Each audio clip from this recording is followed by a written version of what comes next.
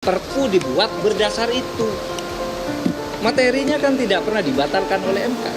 Di dalam tata hukum kita, bahwa alasan kegentingan itu adalah hak subjektif Presiden, tidak ada yang membantah sekali satupun ahli hukum tata negara bahwa itu iya, membuat perpu itu alasan kegentingannya itu berdasar penilaian Presiden aja. Nah, tinggal nanti akan ada political review.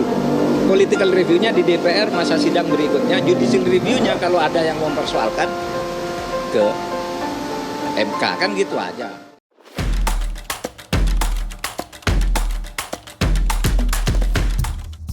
Mahfud MD mulai meradang pada Rizal Ramli, setelah mantan Menko Maritim itu menyindirnya di Twitter, dalam konteks Perpu Cipta Kerja. Malaikat yang masuk lingkaran kekuasaan bisa menjadi iblis. Ternyata bobot intelektual kawan saya semakin merosot. Luntur di mesin cuci kekuasaan. Ironi. Begitu tweet dari Rizal Ramli.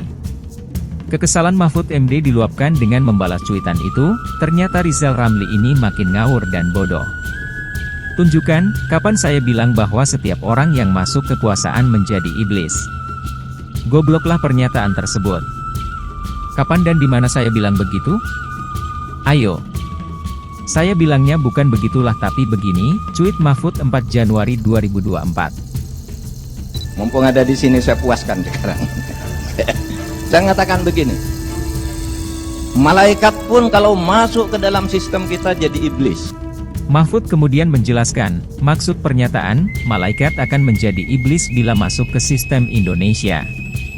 Potongan pernyataannya itu diucapkan di tahun 2012, dalam konteks evaluasi sistem pilkada. Sebab menurutnya, sistem yang ada mendorong kandidat untuk melakukan tindakan korupsi. Ada problem konstitusional ketika Perpu ini dibuat yang tidak memenuhi keadaan hal ihwal kegentingan yang memaksa bagaimana dimaksud pasal 22 Undang-Undang Dasar itu. Iya, di putusan MK sendiri untuk menghindari subjektivitas Presiden yang terlalu tinggi, MK itu memberikan batasan. Yaitu ada 3 tadi saya sampaikan.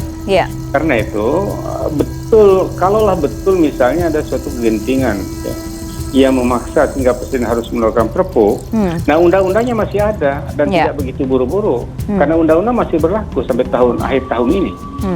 Jadi tidak ada kekosongan hukum di sana. Karena kegentingan memaksa itu bukan satu-satunya alasan untuk mengeluarkan sebuah Perpu.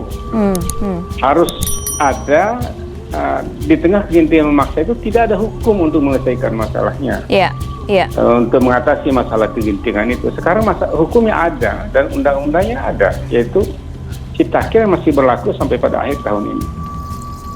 Nah, kalau kita baca putusan MK tahun lalu, sebenarnya yang diperintahkan oleh MK itu adalah melakukan proses pembentukan yang melibatkan masyarakat, itu intinya.